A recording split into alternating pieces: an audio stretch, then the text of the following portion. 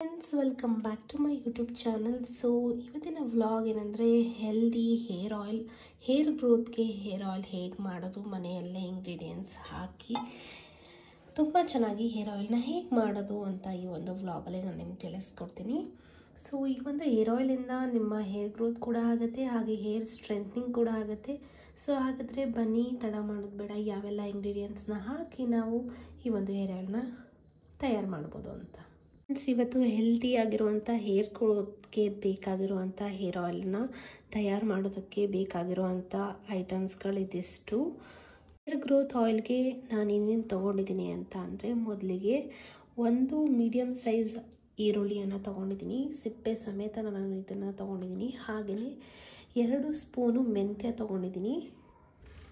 ಹಾಗೆಯೇ ಒಂದು 5 ದಾಸವಾಳದ ಹೂವನ್ನು ನಾನು ತೊಗೊಂಡಿದ್ದೀನಿ. ಇದು ಮೇನ್ ಇಂಗ್ರೀಡಿಯೆಂಟ್ ಅಂತಲೇ ಹೇಳ್ಬೋದು. ಆ್ಯಂಡ್ ದಾಸವಾಳದ ಎಲೆಯನ್ನು ತೊಗೊಂಡಿದ್ದೀನಿ. ಇದು 10ರಿಂದ 12 ತೊಗೊಂಡಿದ್ದೀನಿ. ಇದು ಚಿಕ್ಕದಾಗಿರೋದ್ರಿಂದ ಒಂದು 10ರಿಂದ 12 ದಾಸವಾಳದ ಎಲೆಯನ್ನು ನಾನು ತೊಗೊಂಡಿದ್ದೀನಿ. ಹಾಗೆ ನಾನಿಲ್ಲಿ ಕರಿಬೇವಿನ ಸೊಪ್ಪನ್ನು ತೊಗೊಂಡಿದ್ದೀನಿ. ಸ್ವಲ್ಪ ಮಟ್ಟಿಗೆ ನಾನು ಕರಿಬೇವಿನ ಸೊಪ್ಪನ್ನು ತೊಗೊಂಡಿದ್ದೀನಿ. ಹಾಗೆಯೇ ಆ್ಯಲೋವೆರಾನ ನಾನು ತೊಗೊಂಡಿದ್ದೀನಿ. ಸ್ವಲ್ಪ ನಾನು ಮೇಲೆ ಸಿಪ್ಪೆ ಎಲ್ಲ ತೆಗೆದು ಒಳಗಿರುವಂಥ ಆಲೋವೆರಾ ಜೆಲ್ಲನ್ನು ನಾನು ತೊಗೊಂಡಿದ್ದೀನಿ. ಇದು ಮನೆಯಲ್ಲೇ ನೀವು ಗಿಡಗಳು ಹಾಕಿದರೆ ಅದನ್ನೇ ನೀವು ತೊಗೊಳ್ಳೋದು ತುಂಬ ಒಳ್ಳೆಯದು. ಯಾಕಂದರೆ ಆರ್ಟಿಫಿಷಿಯಲ್ ಔಟ್ಸೈಡ್ ಸಿಗುವಂಥ ಆಲೋವೆರಾ ಜೆಲ್ನ ಯೂಸ್ ಮಾಡದೇ ಇದ್ದರೆ ತುಂಬ ಒಳ್ಳೆಯದು. ನ್ಯಾಚುರಲ್ ಆಗಿರುವಂಥ ಆಲೋವೆರಾನ ನೀವು ತೊಗೊಳ್ಳೋದ್ರಿಂದ ತುಂಬ ಹೇರ್ಗೆ ಗ್ರೋತ್ಗೆ ಹಾಗೆ ಇದು ಹೇರನ್ನು ಸಿಲ್ಕಿ ಮಾಡುತ್ತೆ. ಸೊ ಆ ಒಂದು ಕಾರಣಕ್ಕೆ ಆಲೋವೆರಾನ ತೊಗೋಬೇಕು. ನಾನಿಲ್ಲಿ ತೊಗೊತಾ ಇರೋದು ಕೋಲ್ಡ್ ಪ್ರೆಸ್ಸೆಡ್ ಕೊಕೊನಟ್ ಆಯಿಲ್ನ. ಇದು ನ್ಯಾಚುರಲ್ ಕೊಕೊನಟ್ ಆಯಿಲ್ ಅಂತ ಹೇಳ್ಬೋದು. ನೀವು ಯಾವುದೇ ರೀತಿ ಗಾಣದ ಎಣ್ಣೆ ಅಂತ ಏನು ಕರಿತೀರಾ, ಸೊ ಅದೇ ರೀತಿ ಇದು ಮಾಡಿರುವಂಥ ಎಣ್ಣೆ. ಸೊ ಔಟ್ಸೈಡ್ ನೀವು ಪ್ಯಾರಾಶೂಟ್ ಅಥವಾ ಬೇರೆ ಬೇರೆ ಬ್ರ್ಯಾಂಡ್ಸ್ ಆಯಿಲ್ನ ಹಾಕಿ ನೀವು ಮಾಡೋದ್ರಿಂದ ಅಷ್ಟು ಎಫೆಕ್ಟಿವ್ ಅನಿಸಲ್ಲ. ಸೊ ನೀವು ನ್ಯಾಚುರಲ್ ಆಗಿ ಇದಕ್ಕೆ ಯಾವುದೇ ರೀತಿ ಏನೂ ಆ್ಯಡ್ ಮಾಡಿರೋದಿಲ್ಲ. ಇದು ಪ್ಯೂರ್ ಕೊಬ್ಬರಿ ಎಣ್ಣೆ ಆಗಿರುತ್ತೆ. ಸೊ ಅದನ್ನು ನೀವು ತೊಗೊಳ್ಳೋದ್ರಿಂದ ತುಂಬ ಒಳ್ಳೆಯದು.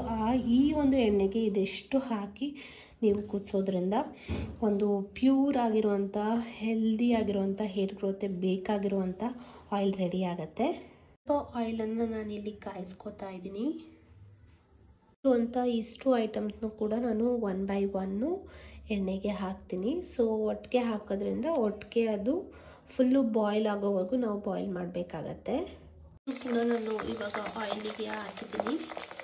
ಸೊ ಅದು ಚೆನ್ನಾಗಿ ಅದು ಕುದಿಬೇಕು. ಹಾಗೆ ಏನು ಎಕ್ಸ್ಟ್ರಾಕ್ಟ್ ಇದೆ ಅದಷ್ಟು ಆಯಿಲ್ಗೆ ಹಿಡಿಬೇಕು. ಅಲ್ಲಿವರೆಗೂ ನಾವು ಬಾಯ್ಲ್ ಮಾಡಬೇಕು. ಲೋ ಫ್ಲೇಮಲ್ಲೇ ಇಟ್ಕೊಂಡು ಬಾಯ್ಲ್ ಮಾಡಬೇಕಾಗತ್ತೆ. ಈ ಥರ ಆಯಿಲ್ ಚೇಂಜ್ ಆಗೋಷ್ಟು ನಾವು ಇದನ್ನು ಬಾಯ್ಲ್ ಮಾಡಬೇಕಾಗತ್ತೆ. ಹಾಗೆಯೇ ನಾವೇನೇನು ಇಂಗ್ರೀಡಿಯೆಂಟ್ಸ್ ಹಾಕಿರ್ತೀವಿ ಅದಷ್ಟು ಕಪ್ಪಗಾಗಬೇಕು. ಸೊ ಅಲ್ಲಿವರೆಗೂ ನಾವು ಇದನ್ನು ಬಾಯ್ಲ್ ಮಾಡಬೇಕು. ಲೋ ಫ್ಲೇಮಲ್ಲಿ ಬಾಯ್ಲ್ ಮಾಡಬೇಕು.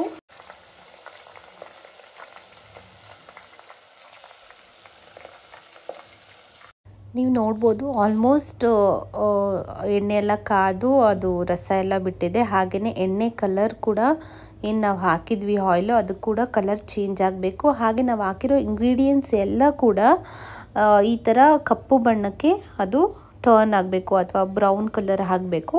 ಸೊ ಇದಿಷ್ಟು ಸಾಕು. ನಾವು ಇವಾಗ ಈ ಒಂದು ಎಣ್ಣೆನ ನಾವು ಸೋಸ್ಕೋಬೋದು. ಸೊ ಈ ಒಂದು ಎಣ್ಣೆನ ಒಂದು ಚಿಕ್ಕ ಬೌಲಿಗೆ ನಾವು ಟ್ರಾನ್ಸ್ಫರ್ ಮಾಡ್ಕೊಳ್ಳೋಣ.